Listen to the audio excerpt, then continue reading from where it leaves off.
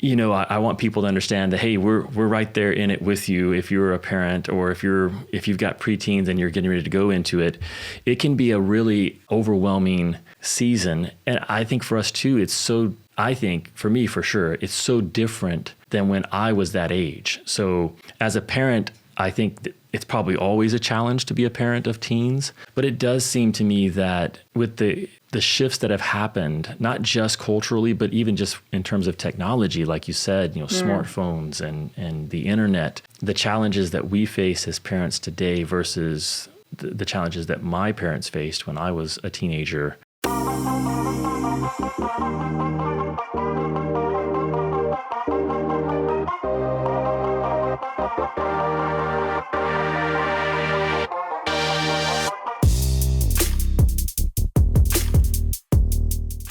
I'm joined today by Jennifer Beitel. Jennifer is a fellow California, and our paths crossed maybe 2 years ago now. It's hard to keep up with time, Jen, but we were both part of the Colson Fellows program, the San Diego chapter.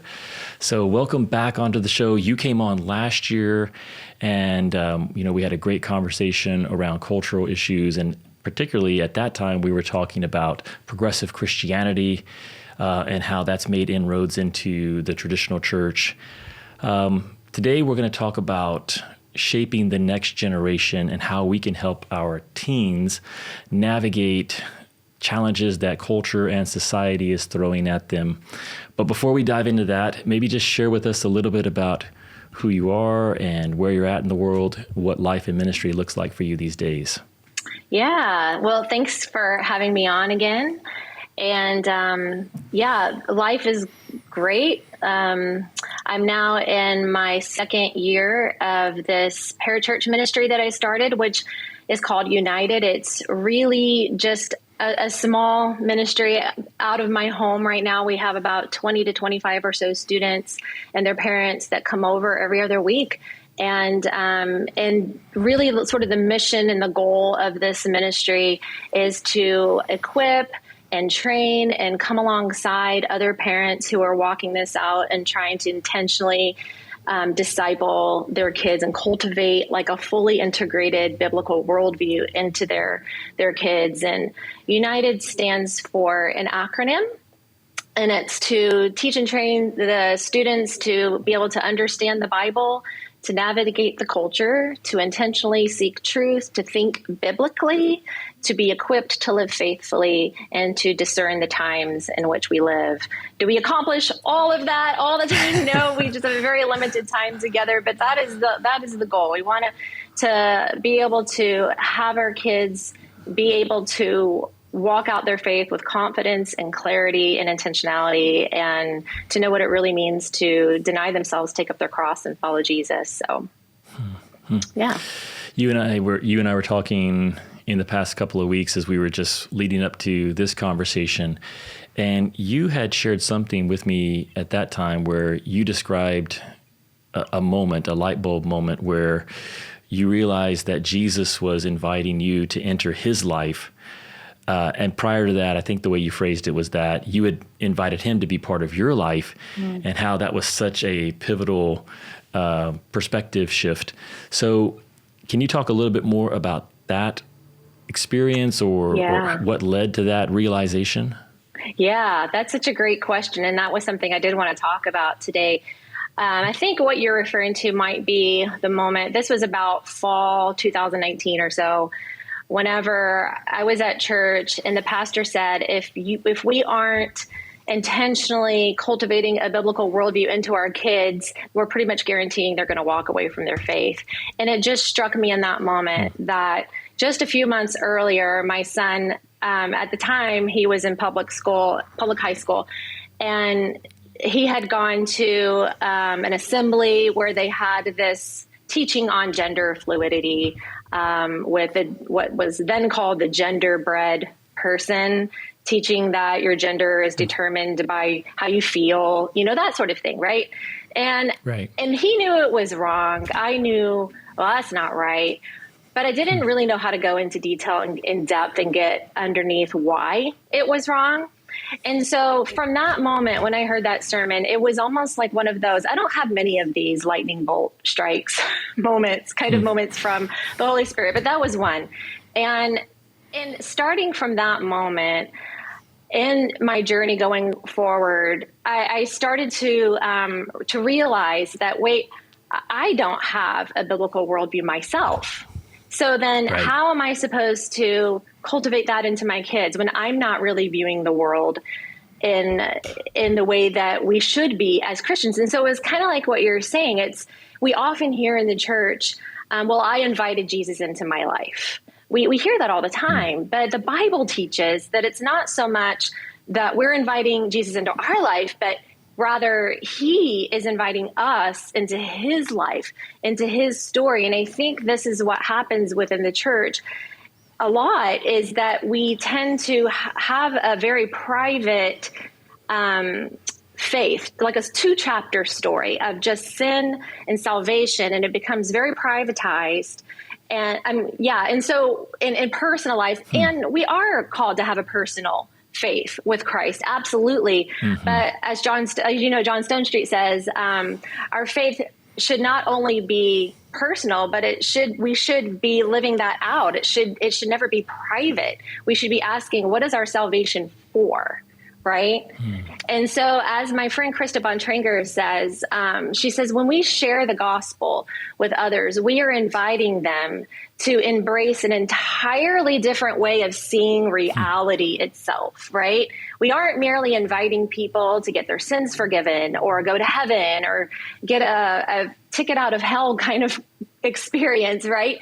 We're inviting them to have a completely different worldview, right? Following Jesus is not something that we just simply add to our existing life, but rather it's a way of reorienting our own lives in a completely different way of seeing reality as it is, right?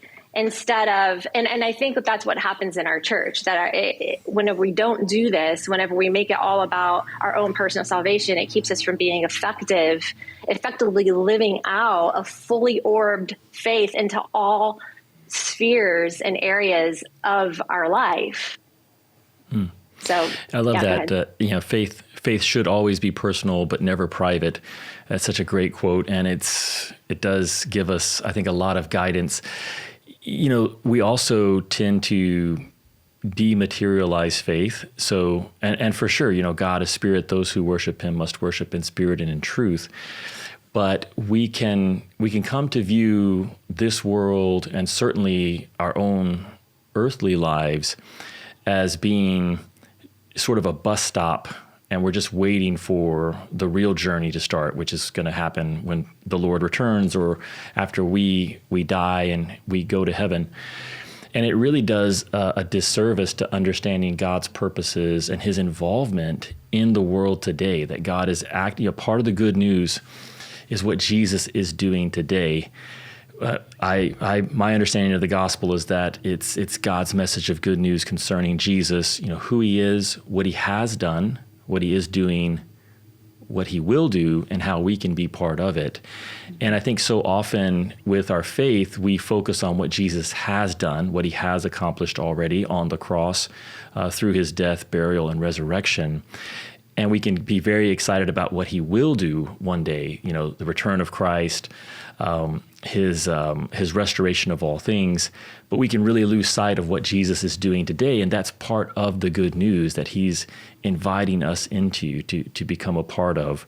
So I love how that lightning bolt. Lightning bolt is definitely a stronger. I called it a light bulb, but that lightning bolt moment that the Lord gave you, and also I love the fact that you describe that you realized that you had to step into taking ownership of learning how to better see the world the way God sees it, but also learn how to articulate God's viewpoint on a lot of what we see happening in society and culture today. So what were some of the ways that you began to seek out growth and development as a believer, but also as a parent of teens?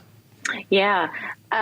Well, a couple months later, well, at the time I started to just do some research. The church had given us a resource list, and on the back of that was kind of my start, right? So they had books on there like Mama Bear Apologetics, Natasha Crane. There's so many great oh my goodness, so many great resources out there, and we're blessed with this technology and the internet. I mean, so there's so many things at our fingertips. Like if you're looking for it, you can find to help equip you. And so I've gone to like so many conferences, and then I've met people at the conferences. I took a lot of classes online. I took a couple with the Norm Geisler Institute on the essentials of the faith, and with David Geisler on conversational evangelism, and starting to, because, up until that point, I hadn't even really read the Bible well. It was more of a devotional kind of experiences whenever I would read the Bible, right? And it wasn't until I took hermeneutics, it was a class called How to Really Read the Bible, or Really Interpret the Bible, with, as I mentioned her before, Krista Bontrager, who if you look her up on social media, you'd look her up under Theology Mom. And her classes and really learning how to read the Bible well and interpret it well completely transformed my way of seeing reality, my worldview, because I had never been taught the Bible as a cohesive whole up until that point, of a story of reality, so to speak, starting at the creation of the world, moving into the fall, moving into redemption, and then the new creation. And so that class was just a pivotal turning point for me in the way I viewed what it means to be a Christian. And then going on and just taking several more classes. And as you know, then ultimately ending up going through the Colson Fellows program, because I just kept coming back to worldview. I kept coming back to how I had compartmentalized my faith. I hadn't understood it well. It was sort of, in bits and pieces. And once that clicked for me, once I understood that Christianity isn't as much a religion that we choose to follow as it is a reality we're meant to inhabit. Once that really clicked for me, that am I really living that out day to day as if it is the whole truth about all of reality? That's what I kept getting drawn back to. And then that's what I wanted to really instill into not only my kids, but then I felt the Lord calling me into helping other parents and other students to really cultivate this into them. Because I think as parents, oftentimes we get so hung up on behavior management and and not, because if we can get under that and help our kids to view Christianity as a worldview, that will then feed up into, the behavioral component. So we need to get at their hearts, at their in their intellect and their minds. We're called to love the Lord our God with all our hearts, minds, soul, and strength, and not neglect the intellectual part too. And so, yeah, that picture of being more focused on the behavior. I mean, there's so many threads that I want to highlight for people who are listening or watching. One is just that there are a wealth of resources available to us as modern day followers of Christ. And as parents, there are many resources, but we have to take initiative to seek them out and to purposely develop ourselves so that we can raise our children up to know the Lord and to know his ways and to walk with him. And, you've been a great example of that, I think, over the past, sounds like 6 to 7 years, where, you had that understanding, and then you purposely began not just to try to prepare and protect your children, but to personally develop yourself so that you could do that. And then secondly, this idea of being more focused on the behavior of our children, I think maybe it goes back again to understanding our role and our place in this world as the Lord's people. That we aren't just called to, I've often thought that, like, if you think of the orders, the religious orders of the Middle Ages, you kind of had two, this is a gross oversimplification, but you kind of had the monastic orders that really withdrew from the world and sought to keep themselves from being stained or corrupted by a fallen world. And then you had the missionary orders that were very much integrated into society, that sought to go into new places with the gospel and to transform culture and societies. And I feel like that historical reality is true for us internally, that we're often pulled in these two directions in terms of understanding our faith and trying to practice it, to withdraw and to keep our families away from the corruption of the world, or learning how to actually be part of a fallen world, but to be agents of redemption in it. And to do that, I think it's a much harder path, and it goes beyond just behavior. You actually have to be able to identify ways of thinking, worldviews. But it actually becomes really fun when can interact with your children on that level. Like, what is the value system behind this way of thinking? What's actually happening? And I think kids are actually becoming much more savvy themselves to identify that, hey, I'm being pressured to accept a certain point of view and to act a certain way, but what's behind it? There's something behind it aside from just religion or Christian points of emphasis on behavior. Like, our culture itself is enforcing certain behavioral norms on the youth, and I find a lot of the youth are picking up that, hey, I'm being manipulated, or there's something behind this emphasis that I can't really question or talk about. It's actually a very religious impulse that our culture is pushing. So I guess there's not necessarily a question there, Jen, but anything that you want to comment on that, and then I do have a question that I'd like to ask you after that. Yeah, I love that you said that our kids are savvy. They pick up on that, and I agree. And I think it's important when we're talking with our kids about these things that we're not doing what the culture is doing and just telling them what to think, because that's what they're getting. They're being indoctrinated. They're being told what to think, and we don't want to combat that by telling them just what to think from our side, right? We want to actually help them understand how to think. We want to train them and teach them how to be critical thinkers, and not, because I think as parents sometimes we instinctually just want to bubble wrap our kids away. That's like especially as moms, that's a natural thing that we want to do, is just protect our kids from everything they're seeing in the culture, which is not a good thing, right? We want to do age appropriately. We want to inoculate our kids. Like, if you're gonna give your kid a vaccine and inoculate them from getting the measles, it exposes them just to a little bit, but it builds them up to be able to protect them, right? And so it's sort of like exposing them to what they're ultimately going to be faced with in culture. And they are way more than I think you realize, right? Because there's the internet and everything else. And so in that, we're teaching them not only what we believe, but why. And J. Warner Wallace, Sean McDowell say to always give 2 whys for every what. So teaching them not only what they believe, but why. Why do we believe this? And then furthermore, why does it even matter? Like, why does this matter for your life? Why does this matter for reality? That's more like a worldview component too. And so, and then whenever you expose them to the things they see in culture, show them, ask them good questions. Like, well, what do you think about that? Why do you think that this is a little bit sus? And my daughter always cringes when I say that, and then show them. And the good news is that we have the truth on our side.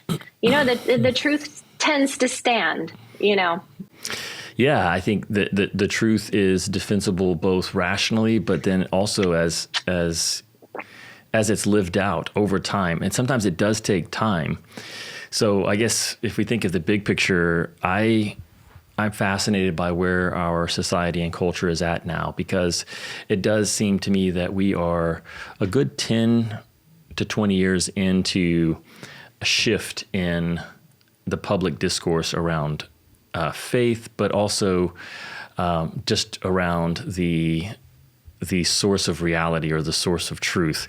I may try to find a link to this, but Sam Harris, who's a famous atheist and one of the four horsemen of the new atheist movement from back in the 90s and early 2000s, had an interview with Jordan Peterson. And there's a few reasons why this is a fascinating conversation. One is that he was having this conversation with Jordan Peterson probably maybe 7 or 8 years ago now. So it was when Jordan Peterson was not nearly as well known as he is today.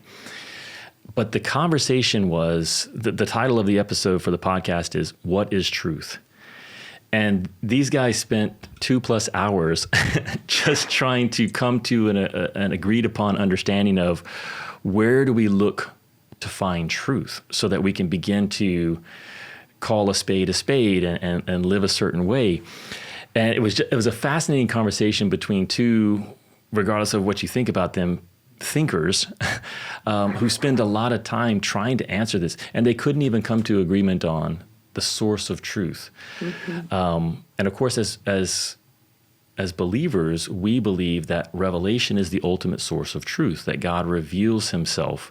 He's done that through his creation, through the natural order. He's done that through the Holy Scriptures, through the prophets.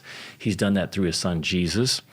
He does that through our conscience. There are many ways that God reveals himself, but ultimately the ultimate source of truth is outside of ourselves, that it's outside of this immanent domain that we live in. Whereas the materialists would say, like, no, it's only what can be discerned from the material world itself. And I think we've had a 10 to 20 year run now where we've really been trying to order society around that understanding of truth, that truth is something that each person, truth is in the eye of the beholder. And it's not working so well. So I think kids are beginning to see, like, well, is there a better way? What made you feel like you needed to take the initiative? Because I think that there are probably going to be a lot of parents who agree that they want to protect and prepare their children for the real world. Maybe they don't see that opportunity in their current church community.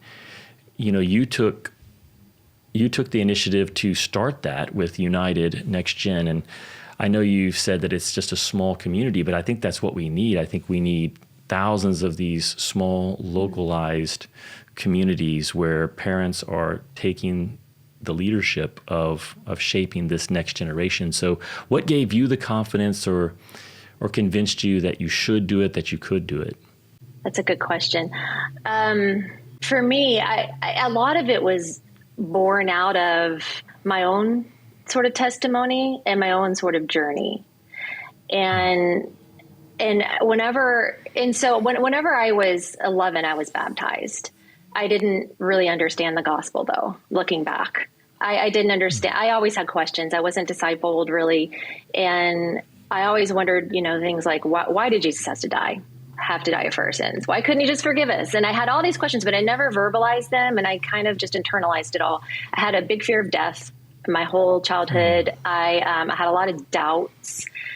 And so as I, excuse me, it's a long story, but kind of as I grew into adulthood, ended up having kids, it was sort of a slow journey for me of developing a more personal faith. And it wasn't until later that I started to discover apologetics and kind of address the doubts, the deep-seated doubts that I had kind of stuffed down about the existence of God, and that faith wasn't blind, and that we have good evidence and, in the resurrection, and that, it's not just that we believe in God, but we have, Christianity is a knowledge tradition. It's more than just a belief. It's a knowledge backed up by really, really good evidence and reasons and support. So I think for me, a lot of it was just that I was hungry myself, and so it was almost like, and I think a lot of it was the Holy Spirit. Honestly, it was just this supercharged, just joy and passion, and I loved it, and I couldn't get enough. For after that fall of September, 2019, when I started taking these classes, I was reading these books. For me, it was just, I love apologetics. I loved the Bible. I loved learning about worldview. It never felt like a chore. And yes, I wanted to do this to equip my kids, and I started to lead parent book clubs and getting other parents on board. But I think it was just, it was the Holy Spirit in me, I believe. And I think it still is, combined with just wanting to get to know God better, just having that confidence in my faith and what I believe, why I believe it. And that if this is true, which I believe that it is, that's all I wanted to do, was to pursue the Lord and shout it from the rooftops. And I want my kids to know, and I want my kids to walk in this. And I want others to walk fully into their faith and have their eyes opened to the whole reality of what it means to be a Christian.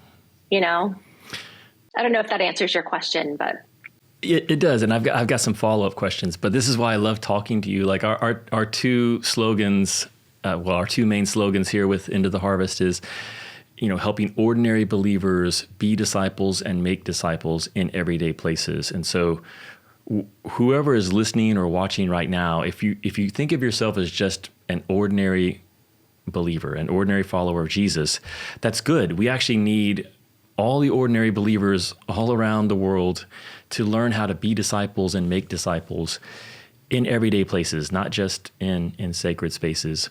But the other slogan is learning to live an ancient faith in modern life. And I think this slogan is at the heart of what we're talking about, is that we have access to the unchanging truth of God, but we're constantly having to put that into practice in a culture and a society that's always changing and always throwing new challenges at us. And so, you're a great example of someone who's seeking to do both of those things. A follow-up question I have for you is maybe just on a very practical level, like what does it look like for you to, like, how did you start the parent book club? How did you get teens to show up at United Next Gen? That's a great question. Actually, maybe as part of that answer is tell us just like how many children do you have? What are their ages? Just to give folks a sense of where you're at in life. Okay. Well, I have three kids. One is no longer a teen. He turned 20, my oldest.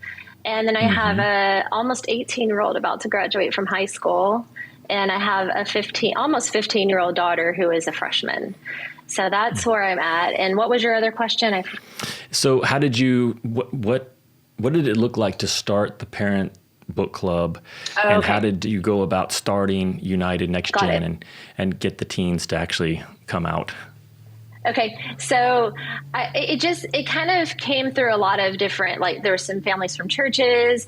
There was a friend that I met in an online class I took who happened to live in San Diego, who is very passionate about apologetics as well. And so then she's a homeschooler. So then she grabbed a few of her friends from homeschool. Then there was a couple of kids from the public school, because my daughter used to be in public school at the time. And so it was a hodgepodge of just different Christian families from around the area. And at first for the book clubs, it wasn't teens, it was just the parents. And so the parents would come, and we went through Thaddeus Williams' book, Confronting Injustice Without Compromising Truth, to think about, how do we think about this whole movement for social justice versus biblical justice and critical theory and, all that. We went through Mama Bear Apologetics, which is a great starter book for anyone listening. If you're just kind of dipping your toes into this area, that's a great one. We did a Mama Bear Apologetics Guide to Sexuality, which eventually led into me going into Colson Fellows and such. But it kind of just was sort of started out of people I knew locally, basically. And then they would pull in a friend, and then that friend would pull in a friend. And we just started to get together, and it just kind of grew by word of mouth. And then the teens themselves didn't start coming until I actually officially started United itself, which was fall of 2022. Yeah. And so the teens would come with their parents. And so, of course, it's always going to be like, oh, Mom, I don't know anyone, or I need a friend to come Right. with me. You know how it goes. But eventually, though, and it was just so funny because they all came over last night and they were here. And there was about 10 or so high school girls. I don't know why we have a large group of high school girls this time. And now we're ending to the end of this school year, and it's a new crop. A lot of them are new this year. And we had the best night. We had the best night just because we've gotten to a point where we're all comfortable with each other. They've gotten to know one another. Great conversations. Last night, we're talking about how we can be good friends to friends of ours who are struggling with sexual sin. So we've gotten to the practical end of, we're doing Christopher Yuan's Holy Sexuality Project. And they actually enjoy coming. And so it's just a process of, it takes time. I wish we had more time than every other week, but, I'll take what I can get. So. Yeah. With the parenting book club, I know I'm just trying to give folks as many concrete data points as possible. How often are you still doing those? How often did you meet as parents, and what did it look like to go through a book like Mama Bear Apologetics? Okay. So we would meet I think we met like once a week for about 6 weeks. So it'd be like, if you're going to do a book for a book club like that, I would say, look at the amount of chapters, and usually those types of things I would do it once a week for 6 week period, something like that. And a lot of times these books will have discussion questions you can use. So it's really not even that much work to do it. It's basically reading 2 or 3 chapters, maybe a week, getting together, grabbing some discussion questions and just talking about it. And that, even if you're doing that once a week with a group of parents, that's a lot. And you don't know what God is going to do with that. I actually have a parent or two from those initial book clubs who are now leading their own book clubs in their own churches and in their own mom groups. And so it's kind of this ripple effect. Absolutely. I think so often we feel like we're just along for the ride when it comes to culture and where society is going and the challenges that we face as parents.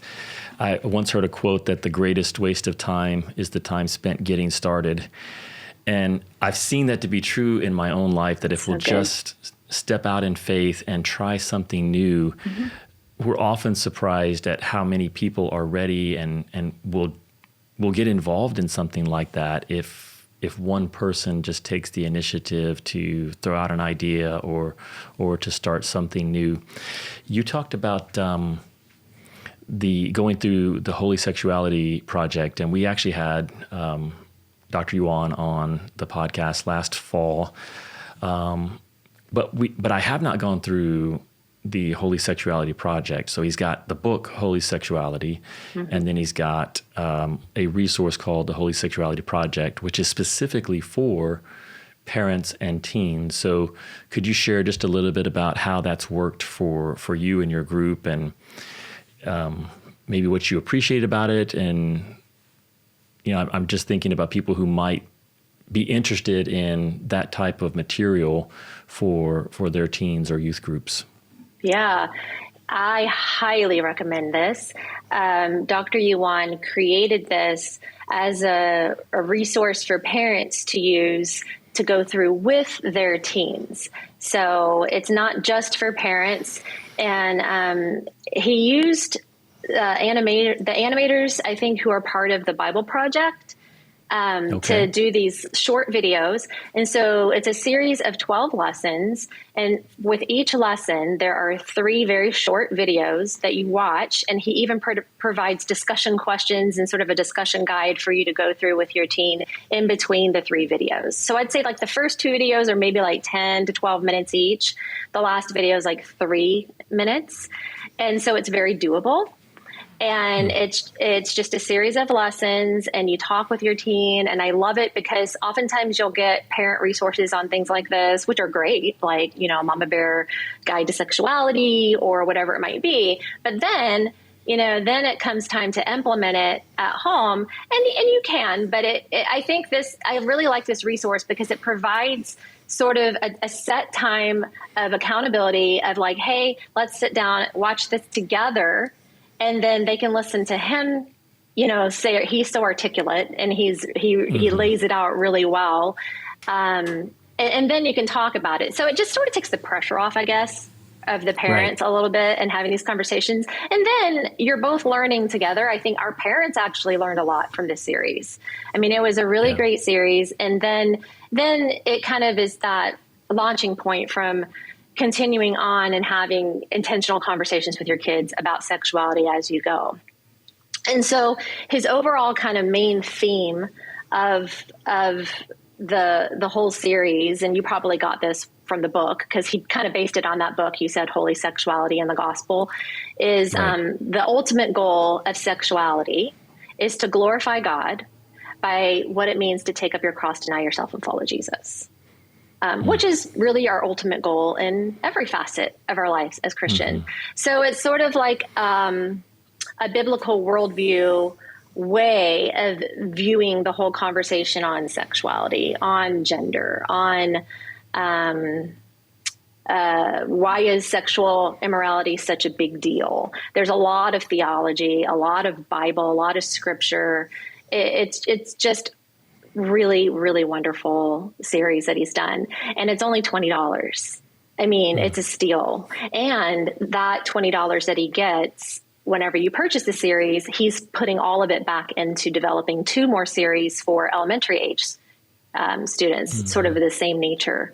So it's a great series. I highly recommend it. He addresses like things such as identity, which is really huge right now, and how our culture has turned sexuality from being what we feel and do, but rather turns it into who we are. And, and so he kind of breaks that down. Okay. And so what is our true identity? We are image bearers of God. He talks about attraction and desires and temptation and what that means, biblically speaking. He also goes into the hermeneutics of the Bible. How can we know that the Bible really condemns same-sex sex? And then he kind of takes us through sort of a hermeneutics lesson of sorts. Gender, of course. Yeah, it's a great, great series. Yeah, his book, Holy Sexuality in the Gospel, easily on my list of top 5 books that I've read over the past 5 years. So we'll provide links both to that book, but also to the Holy Sexuality Project, because it has its own website that folks can go and learn more about the series. One thing I did appreciate so much about the book was he really does root it in creation and God's original intent for men and women. So he goes all the way back to Genesis and talks of, pre-fall, pre-sin, and talks about God creating us in his image, male and female. And then he also roots sexuality in the good news, the gospel. And so it is such a well done. It's not just talking. It's not just a culture book in terms of culture wars and let's fight for traditional marriage or traditional sexuality. He goes back to biblical sexuality. No, let's go back to what God always intended from the beginning. So that I think sounds like a great resource and definitely one that I'm going to be checking out. Which really is worldview, right? It's like our telos, our purpose. One analogy that I've given to the students is, if you were to get a laptop, what do you do with that laptop? Do you use it as a skipping stone across a lake? Do you use it, as a puppet show? You use the laptop according to what? According to how it was purposed, according to how it was designed. And so in that, it's like what you're saying, going back to creation. How if God is our creator, then we're going to flourish the best by living according to how we were purposed, created, and designed to live.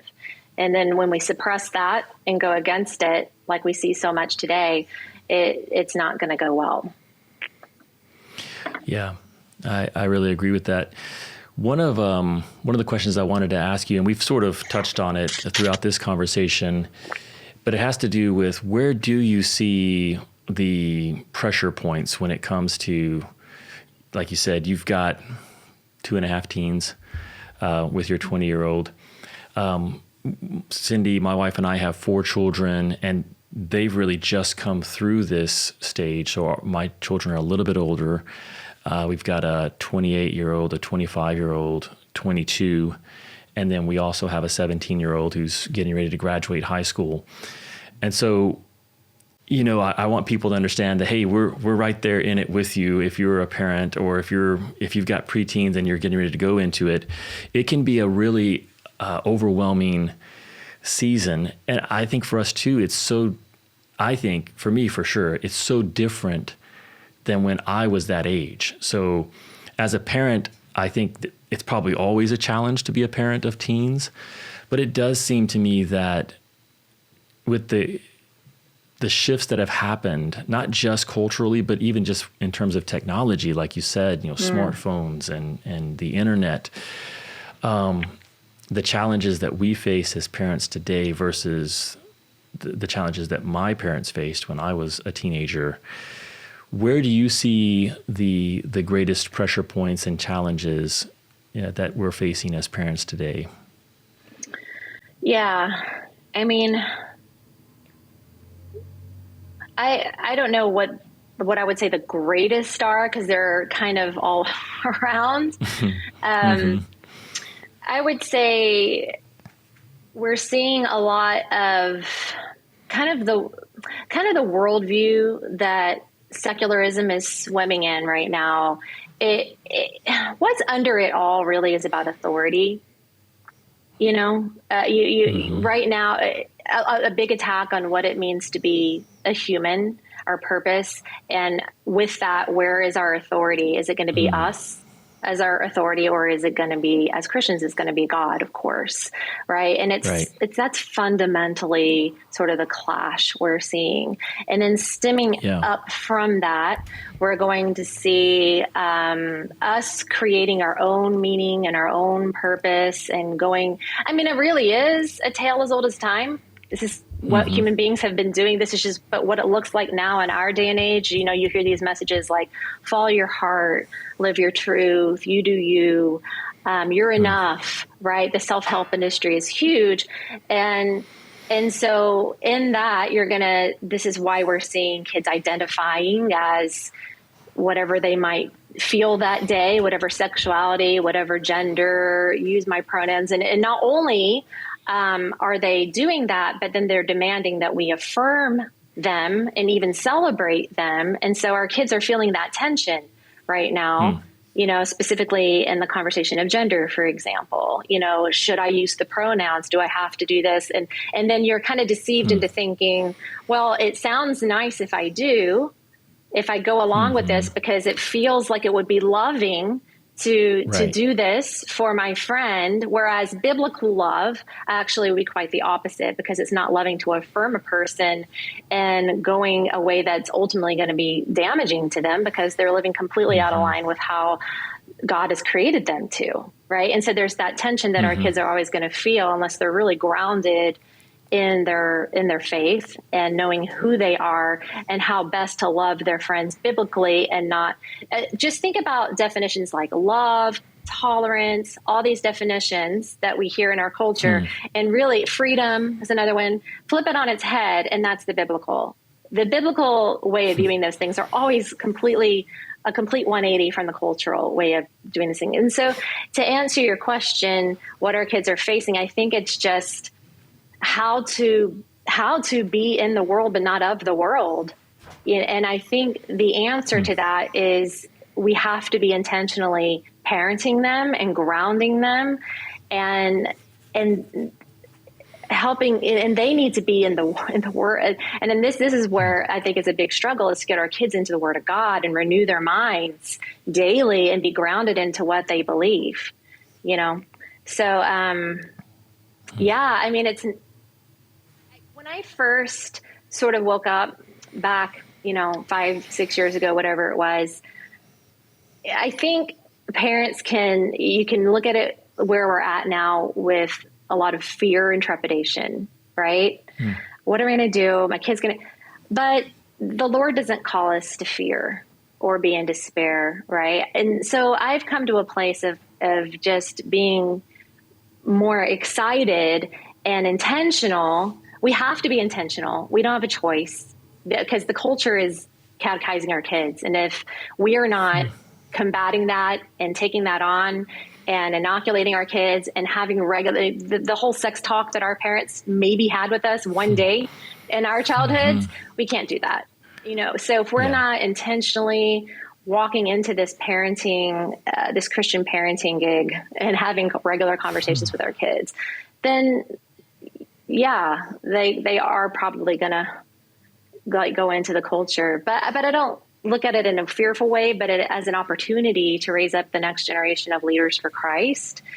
So I don't know if that makes sense, but it does. And I love it because I think we all feel that natural and I think appropriate level of concern as parents. Again, because we do remember a time where it wasn't crazy. It wasn't, there was always, there were always competing values in culture, but it wasn't crazy. And now it's just crazy.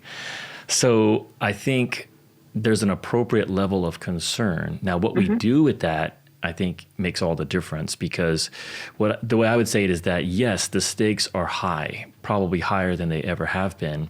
But I would also say the opportunities are great. Like there's a real vacuum of understanding and I think help that's being offered to this generation, this up and coming generation. So, for us to step into that vacuum and to offer a coherent view of the world that actually leads to a better life is something that I think a lot of teens are wanting to respond to, because part of what's happening, I guess, at the big level, like you were saying, and like this conversation I referenced between Sam Harris and Jordan Peterson, is there's a battle going on just for who gets to define truth and reality.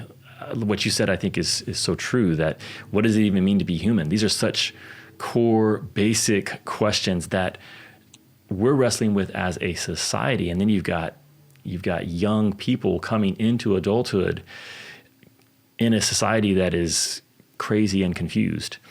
So to have a voice of reason that is based on ancient truth, and an ancient faith that has guided people, there's such a great opportunity for us if we'll be willing to step up as parents and as local. I think it needs to be in local expressions. That's where this hope needs to come from. So I don't think, we can feel overwhelmed that, well, man, who's going to save the country? Who's going to save society? I think that's almost always a mistake. And I think that's actually part of the curse of modernity, where we do get news from the New York Times, even though we live in San Diego. We can understand what's happening around the world, and we can begin to take on problems that are at that level. We can worry about how's the country going to come back to God, when I think really what we need to be doing is, hey, what's going on in my local area? What's going on in my neighborhood? What's happening in our local schools, and how can I be a voice for reason and truth with this next generation that is coming up here? And I think that's going to make all the difference. Right. And I think too, whenever parents educate themselves, and it is going to take time. I know we're all busy. Like I've had 3 kids, I've raised 3 kids. It's busy, right? Yeah. But what better use of time is there, right? And I think once you really educate yourself and you, because when you're first coming into this, you're seeing all these battles that are really visible, right? With the gender stuff and identifying as this and that, and sexuality and critical social theories and oppressed versus the oppressor, that whole framework that we're seeing, all of that. If you learn and educate yourself that really all of that that's so visible and that we're seeing is all that is a cosmic battle of ideas that are stemming from worldviews that are antithetical to one another. And when you can really understand it and gain that clarity with that is really empowering, because you're no longer seeing everything up here that's visible, but you're seeing what's underneath all of it. And it's empowering you to be able to then go to your kids and have these great conversations of why they're seeing what they're seeing, why Christianity will always have the best answers to these things we're seeing because it's the truth, and being able to mesh that out with them. And it really is empowering, and it's going to remove some of that anxiety that you might feel by seeing all these things your kids are faced with, and then empowering them to be able to see it that way, so that they will be able to be more confident in knowing that what they believe is true and why it matters. And then furthermore, you're equipping them to be the leaders in the culture that they're called to be for the kingdom of Christ, right? So I think it's exciting. I love it. I think so too. And I love what you said. I've often shared that with people when they're like, oh, well, I don't have the time.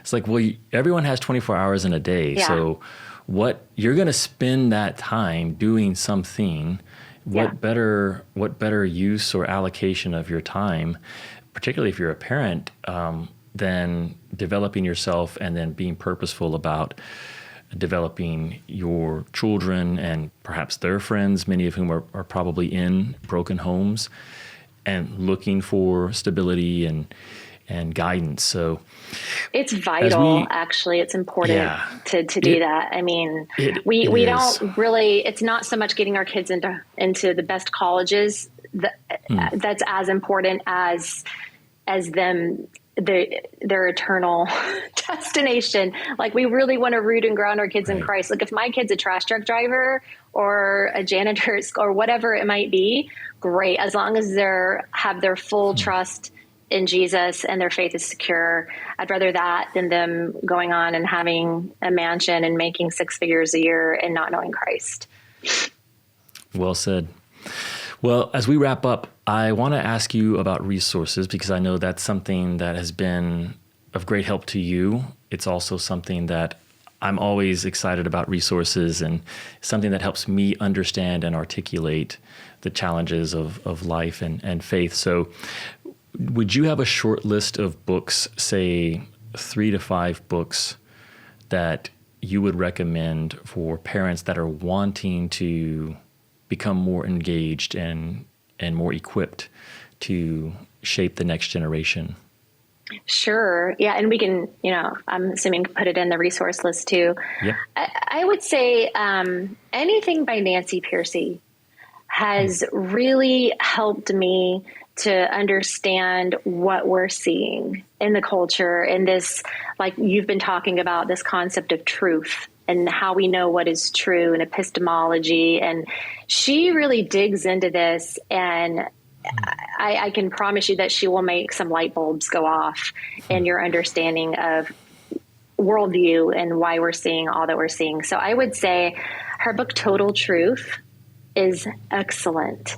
And her book, Love Thy Body. Both of those books will be eye-openers. And then, like I said before, Mama Bear Apologetics is just, I recommend that book because it's very accessible. It's very lay level. Anyone can read it, and it will really help you to understand. And it's been a while since I read it, like postmodernism, feminism, all the isms that we're seeing right now, and be able to understand them a little bit better. Natasha Crane has written some really great apologetics books, talking with your kids about God, talking with your kids about Jesus. Her first one, Keeping Your Kids on God's Side, is really great. She's great just to follow in general. And then I would say too, if you're not so much of a reader, there's great podcasts out there that you can follow. Like I said, Natasha Crane's podcast, the Breakpoint podcast from the Colson Center is really good, bite-sized nuggets every day. The Unshaken Faith podcast with Natasha and Elisa Childers. Elisa Childers is also really good. My friends, Krista Bontrager, Monique Duson, they have a YouTube show on Saturday night. It's called the All the Things Show, that talks about the culture and everything in it and how to think about it. They're really good. There are so many resources out there. Fortunately, we're so blessed to have these. Yeah. So there's no shortage of resources. Oh, and also I would like to say too, if you have teenagers, think about sending them to Impact 360 summer camps. and Summit and Worldview Academy. They all offer camps that are life-changing. Impact 360 and Summit also have gap years where you can send your high school senior who is graduating. They take a break, go for a 9-month gap year. My oldest son did that. He's now in his first year of college, but last year he went through a 9-month program, gap year at Impact 360, completely changed his life. He's completely transformed. Now he actually wants to, thinking about going into ministry. My graduating senior, he'll be there next year. And they really root and ground these kids and to be disciples for Christ. It's an amazing program. So I would say definitely look into Summit, Impact 360, and Worldview Academy for your high school students. Well, we'll put a lot of these resources. We'll try not to miss any, but there's a ton, like you said, Jen. So we will link as many of those books and resources, podcasts as possible. Folks can find those. But like you said, there's no shortage of them. So really, if you just start exploring, and a lot of times, you'll be going through one resource, whether it's a book or a podcast, and you'll hear about others that might be more relevant to what you're up against at that moment, which is, right. I'm sure, how we've come across a lot of these. Is there a way for folks to reach out to you, Jen, if they have more questions, if they wanted to start something similar to United, that they could connect with you and maybe ask follow-on questions? Is that something that you're willing to do?